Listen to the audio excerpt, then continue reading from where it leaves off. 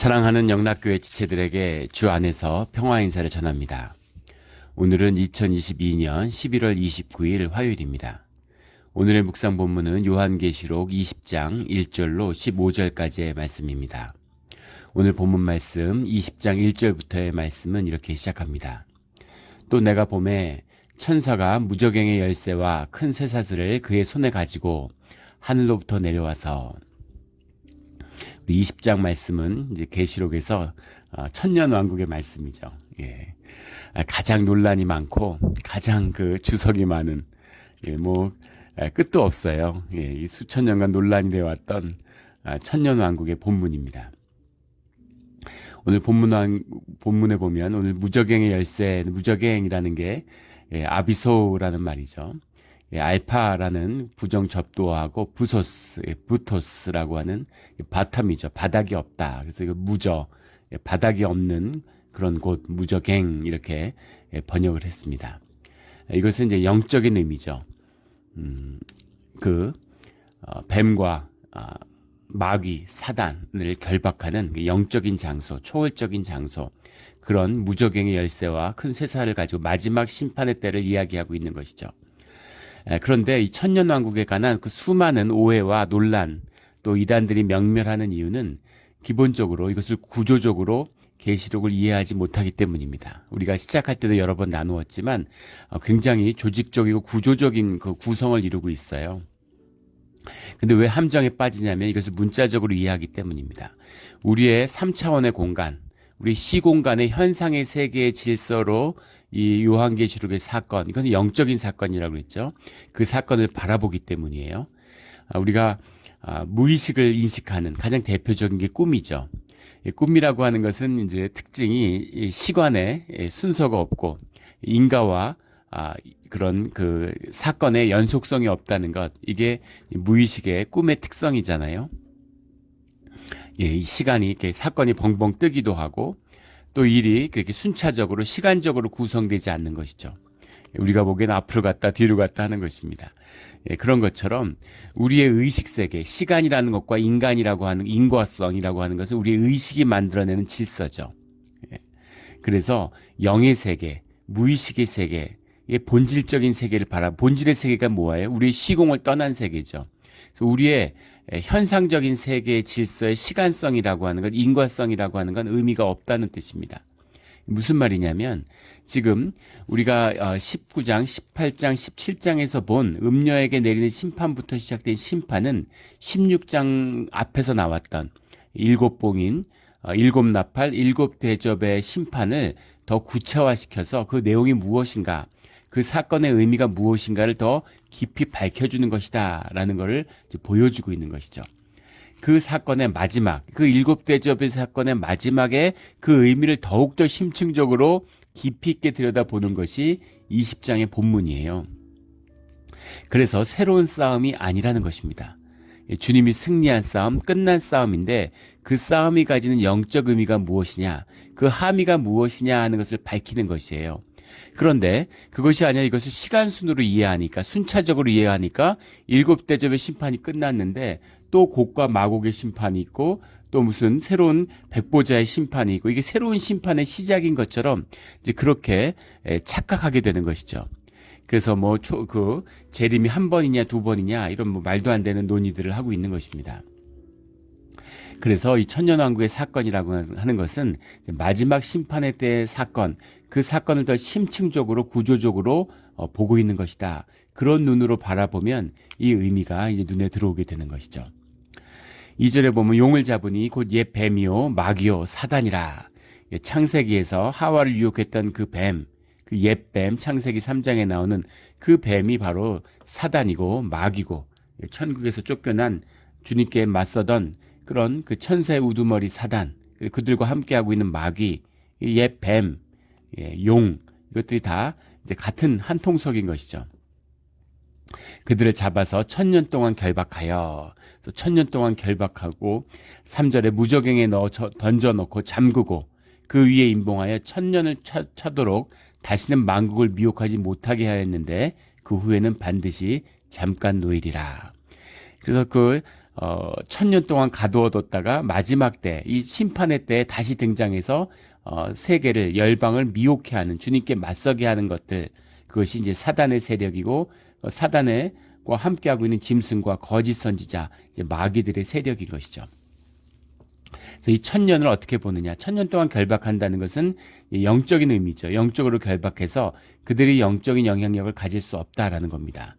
천년이라는 시간의 의미를, 이게 10의 3번이잖아요. 3이라는 건 하늘의 숫자고 10이라는 건 땅의 숫자인데, 그래서 천년이라는 건 땅의 세월이 충분히 찼다는 의미죠. 주님의 시간이고 그 시간이 정확히 언제인지를 알 수 없어요. 천년이라는 것을 이제 문자적으로 이해하면서 많은 문제들이 나타나는 거죠. 천년왕국이라는, 이 뭐 전천년설, 후천년설, 무천년설, 뭐 역사적 전천년설, 뭐 많은 세대주의적 전천년설, 수많은 논란이 있습니다. 근데 성도님들은 사실은 뭐 알 필요가 전혀 없는 것이죠. 뭐 신학적으로 이런저런 논란을 하지만 의미가 없는 겁니다. 근데 그것들을 뭐 구체적으로 다 살펴볼 필요는 없지만 그것이 흐르고 있는 맹점이 무엇인가라는 건 볼 수 있겠죠. 그 천년왕국이라는 건 밀레나리아니즘, 영어로 하면 뭐 또 밀레나리즘 이렇게 얘기하는데, 천년왕국석에 대한 여러 가지 해석들이 있어요. 역사적으로 보면 처음 등장했다는 건 역사적 전천년설이라는 겁니다. 역사적 천년설이라고도 하는데, 히스토릭 밀레니얼리즘 뭐 이렇게 얘기해요. 히스토릭 밀레니얼리즘이라고 하는 것은 주님이 오시는, 정말 시간 순서대로 우리의 현상 세계 가운데 주님이 재림하셔서 주님이 오셔서 이 땅에서 왕이 되어 주실 것이다 라고 하는 믿음이었어요. 초대교회에 많이 팽배했던 그런 이해 방식입니다.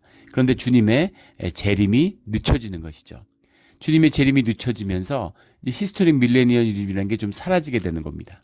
그런데 그것이 이제 후대에 와서 다시 이제 부활하는 이제 그런 것이 되는데, 이것이 이제 디스펜세이셔널 밀레니얼리즘이라고 하는, 세대주의라고 하죠. 세대주의적 천년설과 이제 만나게 됩니다. 세대주의라는 것에 대해서 뭐 여러 가지, 세대주의가 이단이죠. 이단의 뿌리입니다. 그리고 이 전천년설이 한국교회에서 맹위를 떨쳐요. 그 이유는 세대주의자들의 영향을 받은 사람들이 초기에 한국의 선교사로 많이 들어왔기 때문입니다. 한국 장로교회도 세대주의의 영향이 뿌리 깊어요. 세대주의라는 건 7가지의 세대를 나눠서 그때마다 주님이 우리를 인도하시는 그 계시의 방식이 바뀐다라고 보는 것이죠. 그것도 뭐 성경을 이해하는 하나의 방식일 수는 있는데, 문제는 그 주님을 이해하는 방식이 문자주의에 기초하고 있다는 거예요. 문자적인 이해를 하는 겁니다. 한국 기독교의 특징이 이단이 많다는 것인데, 이단이 많은 이유는 문자주의에 기초하고 있기 때문이죠.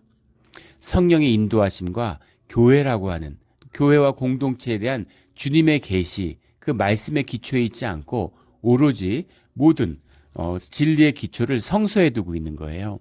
그래서 성서가 곧 하나님이다, 이렇게 주장하는 거죠. 말씀이 하나님이라고 하니까 성서에서 말씀이 하나님이라는 것과 성경이 하나님의 말씀이라고 얘기하는 것은 다른 것입니다. 그것을 혼동하면 안 되죠. 주님이 말씀이라는 건 말씀이 십자가고 말씀이 계시예요. 영이신 주님이 우리가 만날 때 그 주님을 말씀으로 경험하게 되는 거죠. 그것은 성경에 기록된 말씀이 성령의 인도하심과 그런 예수님의 계시의 뜻을 성령이 우리에게 증거될 때 그것이 살아계신 주님의 말씀으로 우리와 함께 한다는 뜻입니다. 성경에 기록되어 있는 것은 말씀이지만 그것은 문자예요. 그냥 흰 종이에 써져 있는 검은 글씨입니다. 만약에 성경이 하나님이라고 얘기한다면, 성경의 말씀이니까 성경이 하나님이라고 말씀한다면 그것은 사위가 되는 거죠. 성부, 성자, 성령과 성경이 되는 것이에요. 그렇기 때문에 이단이 되는 겁니다. 그래서 문자주의의 문제는 거기에 있는 것이죠. 그러니까 문자에 대한 해석, 여러 가지 해석들, 복합적인 주님의 뜻과 계시가 성경 가운데 함께 나타나고 있는데, 이것을 문자주의라는 게 뭐예요? 우리의 현상, 우리의 경험, 우리의 육속의 현상의 것으로 이 주님의 계시를 문자적으로 있는 그대로 현상적으로 이해한다는 얘기죠. 그것이 문자주의의 문제입니다.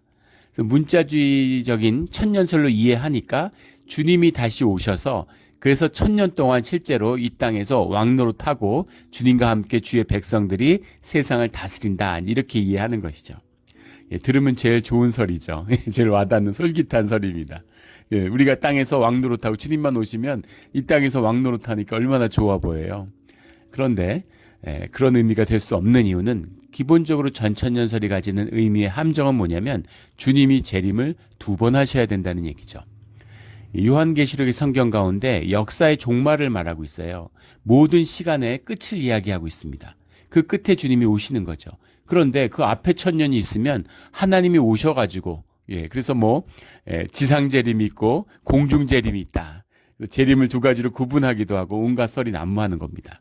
성경이 말씀하지 않는 것을 추측이나 전제에 의해서 만들어내면 안 되죠. 말씀을 더하지도 말고 빼지도 말라. 이렇게 계시록에서도 분명히 말씀하고 있는데 더하거나 빼서는 안 되는 것이죠. 굉장히 중요한 말씀이에요. 그래서 주님은 재림을 1번 하시지 2번 하실 리가 없죠. 2번 하신다고 얘기하신 적도 없고 1번 오시는 겁니다. 그래서 전천년설은 이 2가지 이 주님의 재림이 2번 있어야 한다는 그런 문제가 있다라는 거죠. 그래서 흔히 이 세대주의적 천년설을 이제 전천년설이다 이렇게 얘기를 하는데 거기에 이제 부딪히는 것이 이제 후천년설이 있습니다. 후천년설이라고 하는 것은 역사가 다 마감된 다음에 때가 되면 주님이 오셔서 주님이 오신 뒤에 주님의 통치를 이야기하는 것이 이 20장에 나오는 천년왕국이다. 이제 이렇게 이야기하는 것이죠. 그렇다면 그 앞에 오는 그 고난과 환난 가운데 이것이 가지는 의미는 깊은 위로가 있는 것이죠. 주님의 때가 완성되어 가고 있고 역사가 완성되어 가고 있기 때문에 그 정점에서 주님이 오신다는 겁니다. 그래서 그 앞에 있는 일들, 이것은 주님의 권한을 위임받은 인간이 이루어가는 일이다. 이렇게 보는 것이죠. 이것도 이제 매력적인 부분이긴 하지만 문제는 뒤에 나오는 역사의 완성이고 역사의 끝이고 모든 현상세계가 끝났는데 그 뒤에 주님이 천년왕국을 다스린다는 의미가 뭐냐는 거죠. 새 예루살렘이라는 것은 이 땅에 온다고 하지만 이 땅에 온다는 의미는 지금 우리가 알고 있는 이 현상세계에서 이루어진다는 뜻이 아닙니다. 주님의 무한 차원과 이 땅에 있는 현상적인 차원의 경계가 무너져서 주님이 이 땅에 오셔서 하나님이 이 땅을 통치하는 하나님의 왕국이 이 땅에 이루어진다는 의미가 뭐예요? 천국은 천국대로 있고 주님은 이 땅에 와 계시고 이런 의미가 아니겠죠. 그것이 하나 되는 이 땅에 하나님의 나라가 이루어진다라는 이야기입니다. 그 심판의 의미는 이 땅의 모든 현상세계의 끝을 의미하는 거죠. 그리고 또 하나 문제되는 것은 이것이 왜 역사적으로 쇠퇴했냐면 천년왕국을 이 주님의 오길까지 그 왕국의 재림을 준비하는 것이 인간의 몫이라면 인간의 노력과 인간의 준비로 하나님의 왕국이 이루어지는 것 같은 이제 그런 문제를 갖게 되죠. 실제로 역사적으로도 이제 17세기 이후에 이 포스트 밀레니얼리즘이라는 것이 이제 굉장히 득세했어요. 계몽주의라고 하는 이성주의, 인간에 대한 가치를 극대 아주 중요시 여기는 이 계몽주의적 세계관이 퍼지니까 그래 하나님은 계시겠지만 세상의 질서와 하나님의 뜻을 이루어가는 건 인간이잖아. 인간이 하나님의 왕국을 이 땅에 이루면 왕이신 하나님이 오시는 거야. 이런 생각들이 팽배했던 거죠. 근데 재미있는 것은 이러한 생각들이 쇠퇴하게 된 이유는 20세기 들어서입니다. 1차 세계대전, 2차 세계대전을 겪고 정말 인간의 악마적인 모습들을 경험하게 되면서 인간성에 대한 신뢰가 무너진 거죠. 아, 인간은 못하겠구나. 인간이 이룰 수는 없는 거구나. 이런 걸 본 거죠. 그래서 이 후천년설도 이제 쇠퇴하게 됩니다. 그것과 이제 또 다른 해석이 중요한 것은 이제 무천년설이라고 하는 밀레니얼리즘이라고 그러죠. 부정 접두사 A, 우리 그 알파라고 하는 그리스어에서 영어로 그대로 이어진 거죠. 그래서 무천년설이다. 천년설이 이제 천년왕국이라는 걸 없다. 이렇게 바라보는 건데 없다는 뜻이 아니라 이 천년이라는 것이 일단 시간적인 의미, 현상적인 시간으로서의 천년이 아니라는 의미입니다. 그 말은 맞죠. 이것을 이제 주장한 대표적인 사람이 이제 어거스틴, 뒤에 그것을 보완한 것이 켈빈인데, 그러니까 당연히 뭐 루터교나 장로교 이런 데서는 이제 무천년설이 이제 주된 주장이 되는 것이죠. 천주교도 공식적으로는 어떠한 설도 지지하지 않습니다. 이것을 이제 그 미스테리로 남겨두는 것이죠. 그러나 그 천년왕국에 대한 천주교적인 교리 해석을 가만히 들여다보면 사실은 무천년설을 지지하고 있어요. 그 이유는 뭐냐면 지지한다고 말하진 않죠. 그 이유는 어거스틴의 견해이기 때문입니다. 기독교 전반에 어거스틴에 대한 이해가 깊이 뿌리 내리고 있기 때문이에요. 그래서 무천년설은 무엇이냐면 이 천년왕국이라는 것이 주님의 재림 이후에 오느냐 이전에 오느냐의 그런 문제가 아니라 주님의 초림, 주님의 부활 이후에 주님이 우리에게 보내신 보혜사의 성령이 우리와 함께하는 이 땅의 역사가 천년왕국이다. 다시 말해서 우리가 하고 있는 신앙생활, 우리 교회의 역사, 이것이 주님이 이 땅에 함께하고 계시는 주님의 왕국, 이 땅에 임한 왕국으로서의 주님의 천년왕국이다. 이렇게 이해하는 겁니다. 그래서 주님의 재림 때에는 바로 이 새 예루살렘의 역사, 새 하늘과 새 땅처럼 바로 역사의 종말을 의미하는 것이다. 이렇게 이해하는 것이죠. 새 하늘과 새 땅도 유대적인 종말주의, 이것이 또 이 그 세대주의적인 주의가 만나가지고 그 미국의 원리주의를 낳았죠. 그래서 새 땅은 예루살렘의, 이 땅의 예루살렘의 회복이고, 새 하늘은 이런 또 이 크리스찬들에서 남겨둔 것이다. 말도 안 되는 소리들이죠. 세대주의와 유대적 종말론이 하나가 된 것이 유대 공공외교의 최대 승리다. 이런 이야기를 하는데, 예.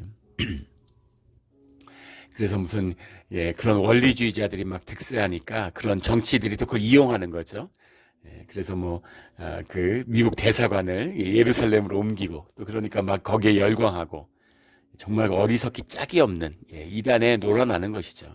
참 그 쇠퇴하는 타락한 이 교회와 기독교의 그 끝을 보는 것 같아서 정말 종말의 때구나 이런 생각이 들어요.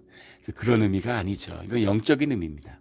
새 하늘과 새 땅, 새 예루살렘이라는 것은 하늘의 일, 하나님의 백성의 왕국, 하나님의 왕국이 이루어지는 거죠.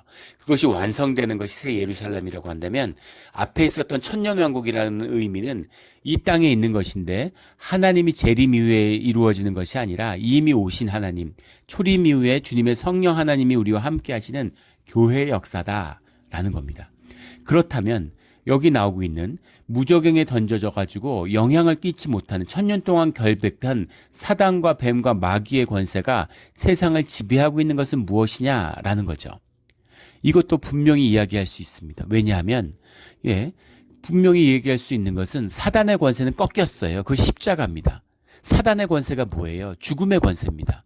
죽으면 끝이라는 거예요. 너희 육이 전부고 육으로 살아야 된다는 얘기잖아요. 죽음은 끝인데 너희가 살아서 그런 안일한 삶으로 복을 누려야지 죽음 이유가 뭐가 있냐. 이게 마귀의 최대의 거짓이고 마귀의 공격이죠. 너 죽을래? 너 그러다 그렇게 살면 죽어. 죽고 싶어? 이거잖아요. 이게 세상의 두려움의 본질이잖아요. 그런데 주님이 죽음이 끝이 아니라는 것을, 죽음이 주의 자녀들을 얼매는 굴레가 될 수 없음을 죽음을 정복하는 십자가로 이루어 주셨죠. 이것이 사실은 이 뱀과 마귀와 사단의 권세를 꺾는 것입니다. 그들에게 굴레를 씌운 것이죠. 그래서 이 진실을, 주님의 통치를, 주님의 임재와 함께하는 주님의 나라, 교회의 권세와 함께하는 자들은 세상의 권세가 어떻게 할 수 없는 것이죠. 이것입니다. 이것이에요. 세상을 거짓으로 다스리는데 진실을 알고 있어요. 진실을 아는 사람 앞에서는 거짓이 힘을 발휘하지 못합니다. 우리 전에도 한번 나누었죠. 복음의 의미를 저희 아버지 얘기하면서 시골에 갔는데 아무도 해방이 온지 찾아온지 모르고 있고 다 일본 순사를 두려워하고 있는데 그 복음의 소식, 진실을 아는 어린아이가 12살짜리 어린아이가 순사한테 일본은 망했어. 일본이 망한 걸 난 알아! 라고 소리 지르니까 순사가 깜짝 놀라갖고 도망쳐버리는 이것이죠. 거짓의 권세입니다. 실제로 안 망했으면 그런 말 못하죠. 순사가 진짜 권세가 있는 거예요. 그런데 그 진실을 알고 있는 자에게는 아무 힘을 못 쓰는 겁니다. 그래서 세상의 권세라는 것, 마귀의 권세라는 건 거짓의 권세죠. 거기에 자기 영혼을 넘겨주고 자기 삶의 주도권을 넘겨주고 그리고 거기서 종노릇하는 거예요. 세상의 거짓들. 우리가 주체가 되고 세상에서 왕노릇할 수 있는 권세를 가졌는데 마귀의 거짓에 쏘가 넘어가는 거죠. 마귀는 세상이 픽스돼 있다고 이미 자리 잡았다고요. 어떻게 숨쉴 틈이 없다고 얘기하는 거예요. 그런 거짓들이 판을 치죠. 양극화가 극에 이른다고. 양극화가 극에 이르지 않은 시대가 언제가 있습니까? 무슨 가진 자와 못 가진 자의 권리가, 가진 자와 못 가진 자의 권리가 가장 적은 것이 이 시대예요. 예전엔 더했죠. 중세에 비교하겠습니까? 그런데 그것을 뚫고 일어나는 그것을 변화시킬 수 있는 인간의 권세가 있어요. 세상을 다스리는 권세를 주님으로부터 받았기 때문입니다. 이게 비밀이에요. 이것이 천년이 차도록 만국을 미혹하지 못하는 무적행에 던져서 결박되어 있는 마귀의 모습입니다. 그런데 그 권세를 주님이 꺾으셨는데 그 마귀에 속아서 인간이 마귀 짓을 하고 있는 것이죠. 인간이 주님에 맞서는 사단이 꺾였는데 사단의 영을 받아서 내 에고 때문에 내가 주인 노릇하니라고 주님에 맞서는 것. 천사가 주님에게 맞서서 사단 됐잖아요. 인간이 주님에게 맞서서 사단 짓을 하고 있는 것입니다. 이것이 우리가 살고 있는 세상의 모습이다라는 거죠. 근데 더 중요한 것은 그것이 끝이 아니라 그 끝에서 주님이 다시 마귀를 사단을 풀어주신다는 거죠. 그래서 마지막 사단의 때 사단의 끌림을 받는 자들과 주님의 인도하심을 받는 자들, 그들의 마지막 심판이 기다리고 있다라는 겁니다. 그것은 당연히 주의 자녀들에 대한 시험이고 그리고 그들을 성장시키기 위한 과정인 것이죠. 그리고 주님의 능력이 함께하고 주님의 보호하심이 함께하는 은혜의 역사, 희생의 십자가의 역사, 그것은 주님의 공의를 이루어가는 과정이다. 이것을 우리가 요한계시록을 다루는 말씀 가운데 나누었죠. 주님의 희생을, 주님의 인자하심을, 주님의 공의를 이루어가는 그 공의가 공의되기 위한 과정이다. 우리 어머니의 얘기를 예전에 나눈 적이 있습니다. 어머니의 말씀이 공의가 되는 건 어머니의 희생이 있기 때문이다 라는 걸 나누었죠. 만국이 주님을 찬양할 수 있는 그 공의의 공의됨, 이것을 이루어가는 과정을 위해서 사단이 마지막에 풀려남을 받은 것이다 라는 것이 계시록의 말씀인 것이죠. 4절에 또 내가 보좌들을 보니 거기에 앉은 자들이 있어 심판하는 권세를 받았더라. 또 내가 보니 예수를 증언함과 하나님의 말씀 때문에 목배임을 당한 자들의 영혼들과 또 짐승과 그 우상에 경배하지 아니하고 그들의 이마와 손에 그의 표를 받지 아니한 자들이 살아서 그리스도와 더불어 1000년 동안 왕노릇하니. 살아서라는 말. 지금 그 말씀의 본질, 성경의 말씀의 본질을 이해하지 못하기 때문에 수많은 오류와 온갖 견해들이 난무하는 거예요. 그래서 계시록에 대해서는 무슨 해설서나 주석서 이런 걸 보시지 말라고 얘기하는데 잘못 오해된, 오염된 글들이 너무 많습니다. 살아서 지금 목을 배임을 당했는데 살았다는 게 무슨 말이에요? 죽었는데 살았다. 성경에서 죽었다는 것은 육신의 죽음이죠. 성경에서 육신의 죽음을 죽음이라고 얘기하지 않고 성경에서 죽었다라는 것은 영이 죽었다는 것입니다. 너희가 선악과 열매를 먹으면 반드시 죽으리라. 안 죽었죠. 주님이 죽는다고 그랬는데 영이 죽는 것이죠. 영이 죽었다고 하는 것은 관계가 죽었다는 얘기입니다. 생명의 교통이 죽었다는 얘기죠. 생명의 교통이 죽었다는 이야기는 하나님과 하나됨이 깨졌다는 얘기예요. 살았다라는 얘기는 주님과 함께하고 있다는 얘기죠. 우상을 경배하지 아니하고 이마와 손에 표를 받지 않는, 이마와 손에 표를 받지 않았다는 게 매매의 질서, 요즘 얘기로 하면 돈을 삶의 중심으로 삼지 않았다, 이 얘기죠. 이게 얼마나 어려운 얘기인지, 나는 그렇지 않아, 누구든 얘기할 수 있지만 우리의 심령을 깊이 들여다보십시오. 돈이 중심이 되고 돈만 있으면 행복할 것 같고 돈 버는 것이 삶의 중심이 된 그런 삶을 살지 아니하는 자들, 그런 자들은 죽지 않았다라는 얘기죠. 그런 자들은 살아서 그리스도와 함께해서 1000년 동안 왕노릇한다. 그래서 왕노릇하는 것이 거기에 앉은 자들이 있어서 심판하는 권세를 받았더라. 주님과 함께 심판하는 권세를 누리는 주의 자녀들이 있다. 이 얘기입니다. 이 세상이 있는데 이 세상이 전부가 아니에요. 이 세상이 있고 저 세상이 있는데 이 세상이든 저 세상이든 주님 안에서는 하나입니다. 주님의 나라예요. 이 땅에 사는 사람들은 사실은 생명을 사는 게 아니죠. 생명을 사는 연습을 하고 있는 거예요. 이게 본질의 역사입니다. 생명을 누리는, 생명을 살아가는 연습을 이 땅에서 하는 것이죠. 주님의 영을 받았기 때문에. 우리는 육을 입고 있어요. 그래서 육을 삽니다. 육의 욕구가 있고 육이 나를 채워요. 그러나 그게 다가 아니라 하나님의 형상으로 주님께 받은 주님의 영이 우리 안에 있기 때문에 그 안에서 영을 살아가는, 생명을 피워내는 훈련을 하고 주님과 만났을 때, 우리가 육신을 벗고 주님 안에서 부활했을 때에는 생명을 누리는, 생명이 피어나는 역사를 만나게 되는 것이죠. 그래서 그 순교자들, 먼저 주님 앞에서 믿음의 길을 간 우리의 믿음의 선지자들, 우리 그런 믿음의 선배들은 우리와 함께 주님 안에서 같이 살아있는 것이죠. 그런 의미로 이 살아서라는 의미를 받아야 되는 것입니다. 5절에 그 나머지 죽은 자들은 그 천년이 차기까지 살지 못하더라. 그 죽은 자들, 나머지 죽은 자들은 누구겠습니까? 주님을 그 이름을 믿고 믿음으로 그 환난의 시기에서 믿음을 지키지 못한 자들이겠죠.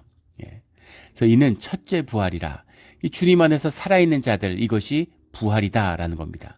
이 첫째 부활이라는 해석 때문에 또 수많은 논란이 있어요. 첫째 부활이기 때문에 둘째 부활이 있다고 얘기하는 겁니다.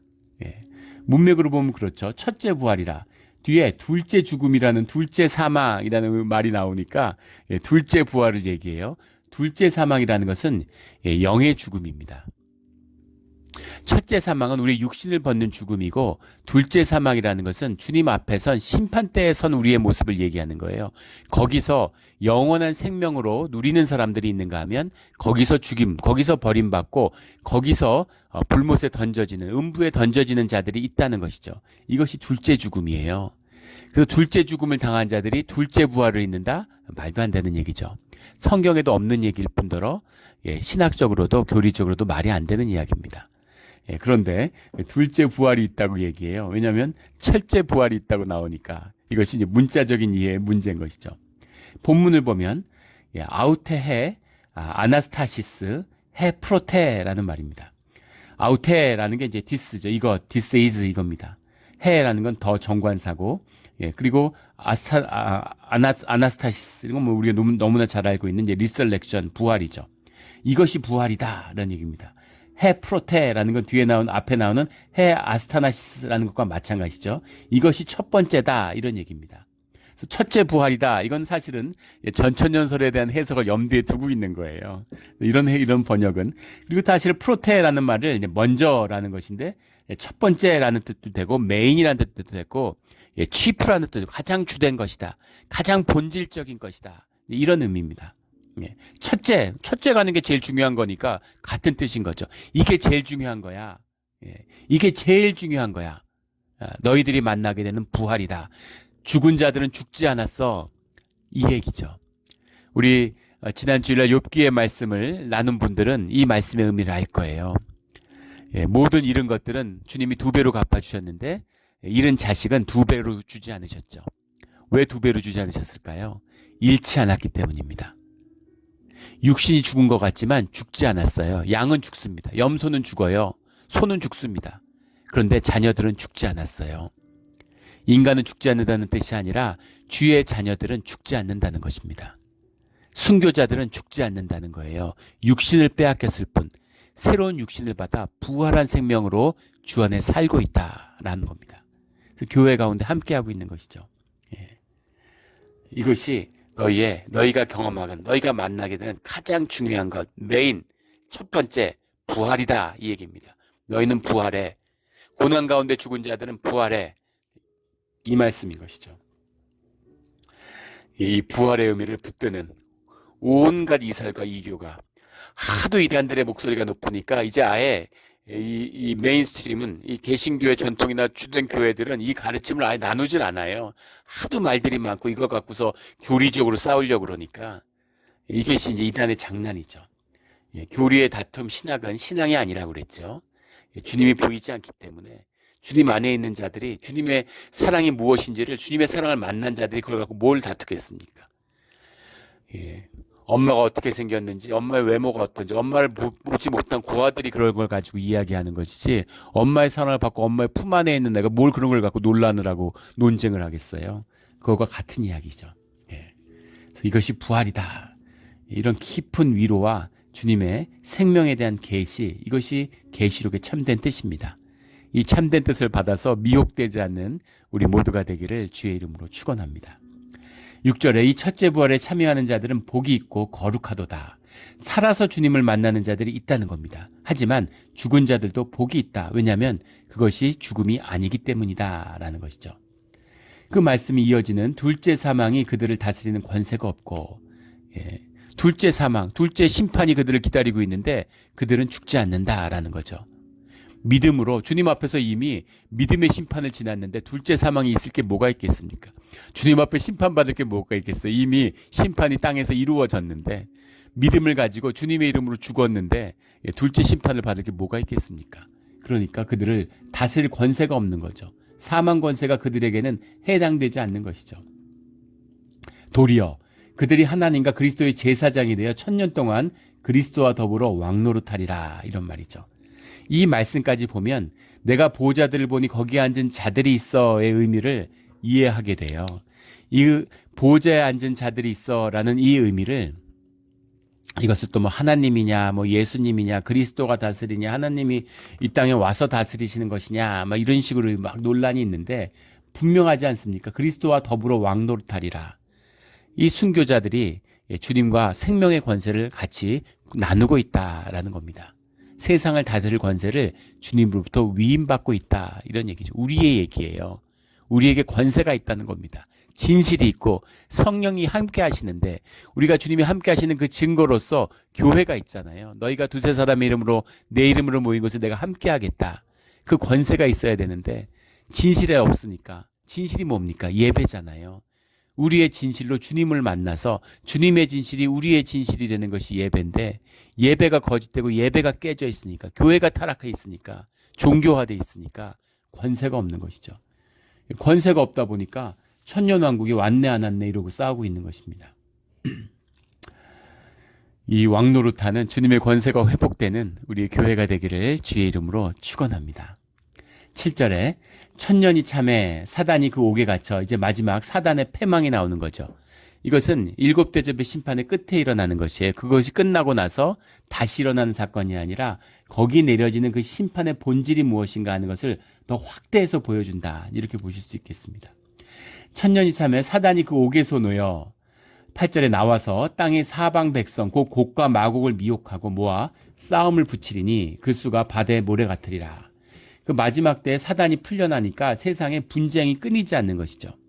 이게 마지막 때고 사실 우리의 시대입니다. 그래서 사단의 이적들이 막 세상에 막 일어나고 종교가 막 흥왕하고 이러는 일이 막 벌어지고 있는 것이죠. 한국을 뒤흔들고 있는 그런 무슨 부흥운동이 있다 그래서 뭐 볼 것도 없죠. 그렇게 유튜브에 막 이렇게 올라 있는데 그걸 보는데 참 참담한 마음이 들었어요. 예수님이 하는 이적을 다 행하는 청년이 있다 이래가지고, 계시록에서 얘기하는 거죠. 그런 자들이 이제 많이 나타날 것이다, 이제 이렇게 이야기를 했잖아요. 사람들이 막 수천 명, 수만 명이 모여서 막 난리가 나고 속이는 자가 문제가 아니라 속는 자가 문제입니다. 한 번은 속을 수 있지만 자꾸 속이면 그 속는 사람이 문제가 있는 것이죠. 속는 사람이 있으니까 속이는 자가 있는 거 아니겠습니까? 참 그런 거짓된 역사들이 일어나는데 그 모든 것의 본질은 분쟁에 있다라는 겁니다. 분쟁이 점점 많아지는 거예요.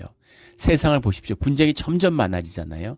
상상도 못하던 분쟁이 지금은 뭐 핵전쟁 얘기를 아무렇지도 않게 해요. 그런 역사가 된 것이죠. 사람들이 수도 없이 죽고 이유도 없이 청년들이 수십만이 죽어나가도 사람들이 그냥 그러나 보다 이러고 있는 것이죠. 이것이 분쟁의 역사, 사단의 역사입니다. 곡과 마곡을 미혹하고 곡과 마곡이라는 것은 이제 에스겔서 38장 2절에 나오는 말씀이죠. 이 계시록은 다니엘서와 에스겔서의 예언과 깊이 서로 연관되어 있습니다. 당연하겠죠. 성경의 말씀이고 한 분 주님의 말씀이니까. 그래서 너희들이 에스겔의 예언을 알고 있는데, 다니엘의 예언을 알고 있는데 그 예언의 본질이 이것이다 라는 것이 계시록의 참된 뜻입니다. 다 연결되어 있는 거죠. 38장 에스겔서 2절에 보면 인자야 너는 마곡 땅에 있는 로스와 메섹과 두바랑 곧 곡에게로 얼굴을 향하고 그에게 예언하여. 그래서 에스겔서의 말씀대로라면 마곡은 지명을, 땅을 얘기하는 것 같고 곡은 거기에 있는 세력을 지칭하는 것 같죠. 로스와 메섹과 두발이라고 하는데, 로스라는 게 루네쉬라고 하는 말인데, 그것이 이제 이 야벳의 아들이죠. 창세기에 나오는 이야기입니다. 창세기에 나오는 사람이 이제 와서 마지막 때 또 나타나? 이제 그런 의미가 아니겠죠. 또 이 로스라는 것이 이제 역사적으로는 스키타이족의 우두머리를 지칭하는 얘기였다고요. 스키타이라는 건 이제 기마민족이죠. 지금의 중앙아시아, 러시아 땅에 살고 있었던 사람들이에요. 그래서 이 스키타이가 그 페르시아를 무너뜨렸죠. 페르시아 왕국을 무너뜨린 게 이제 이 스키타이족입니다. 미지의 세계, 아주 무시무시한 세력, 저 세상에 있는 세력의 상징적인 표현인 것이죠. 예. 그래서 이것이 뭐 스키타이나 뭐 무슨 그 로네시나 뭐 이런 어떤 구체적인 현상의 것이 아니라, 현상의 이야기를 하는 것이 아니라 그 현상이라는 것은 본질의 세계를 표상하는 거죠. 본질은 무엇이냐면 주님께 맞서는 자들이 모인다라는 겁니다. 또 이것이 이제 스키타이가 러시아 지역에 있었기 때문에 뭐 곡과 마곡이, 또 요즘에 새롭게 봐라, 우크라이나에서 전쟁이 일어나지 않냐, 곡과 마곡이 싸우지 않냐, 러시아하고 우크라이나의 전쟁이다, 또 뭐 이렇게 다 갖다 대는 거죠. 이 사건이 있으면 여기다 갖다 붙이고, 저 사건이 있으면 저기다 갖다 붙이고, 또 곡과 마곡이 미국과 중국이다. 예전엔 또 소련하고 미국이라고 그러다가 이제 소련이 무너지고 나니까 이젠 중국하고 미국의 전쟁이다. 또 뭐 이것이 마지막 세계 3차 대전이다. 또 뭐 이렇게 갖다 해석하는 거죠. 그런데 현상의 이야기가 아니라 현상을 품고 있는 것이지만 현상을 가로지르는 본질의 얘기, 분쟁의 얘기, 다툼의 얘기, 주님께 대적하는 이야기다라는 것이 본질이다라는 것입니다.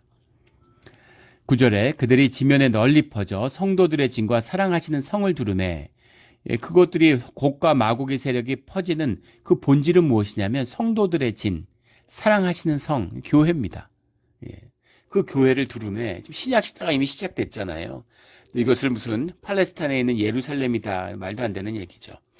성도들의 진이고 사랑하시는 성을 두르매 하늘에서 불이 내려와 그들을 태워버리고, 현상에서 이 교회를 무너뜨리려는 시험하는 그 분쟁의 세력이 일어나는데 그것들을 주님이 멸하신다라는 거죠. 태워버린다. 현상이니까 썩어져 버림. 현상의 것은 썩어지든가 태워져 버리는 것입니다.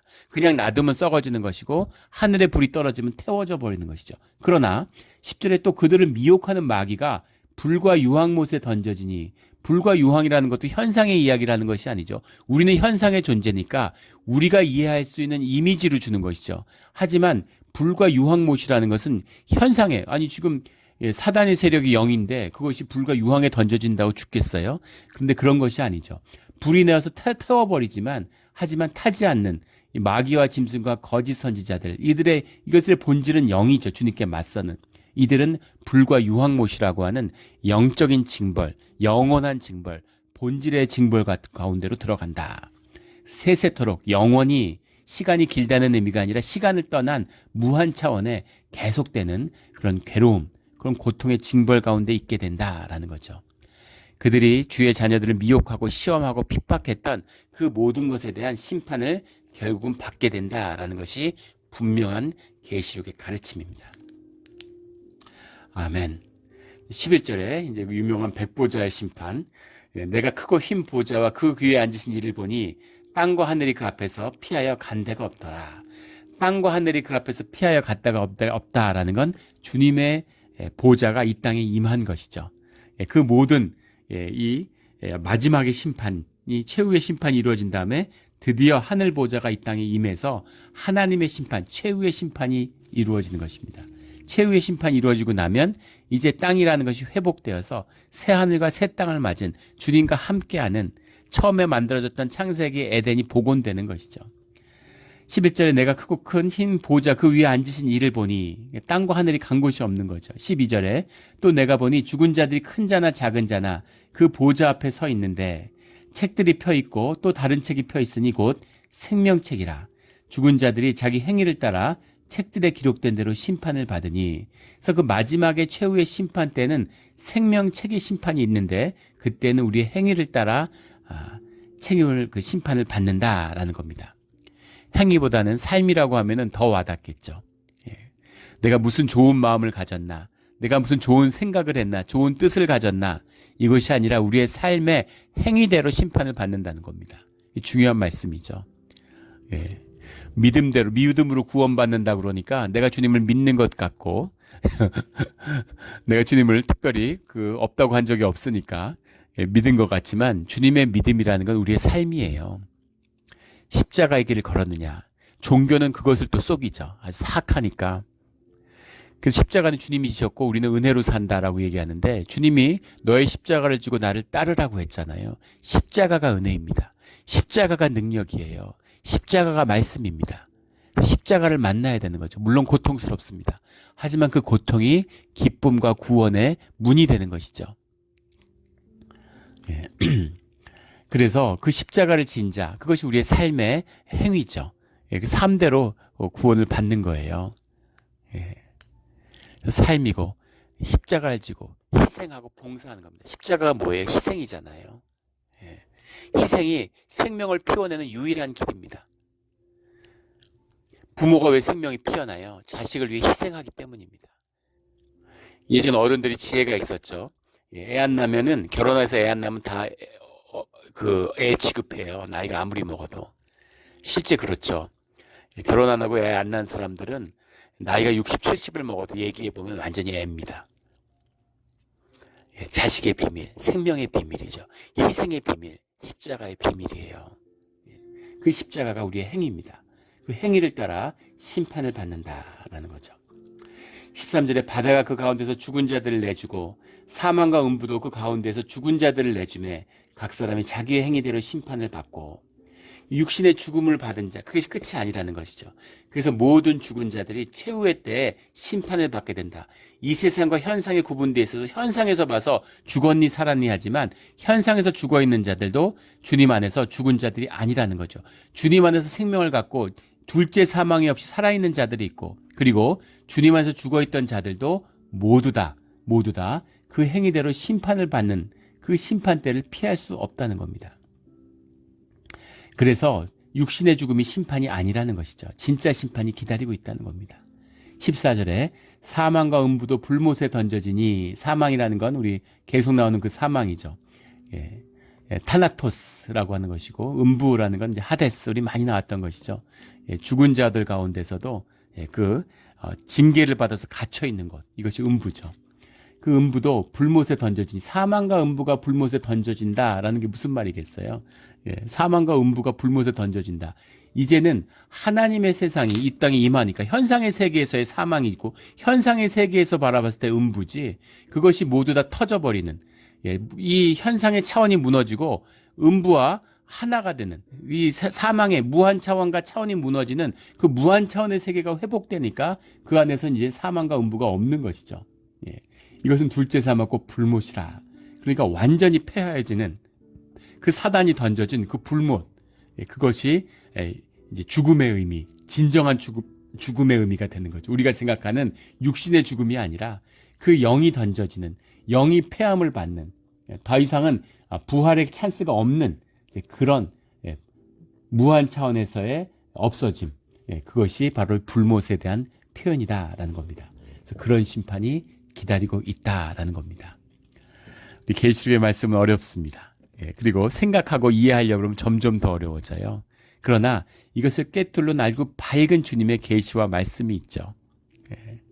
살아계신 주님과 함께하는 것이 모든 말씀의 답입니다. 그게 곧 말씀이죠.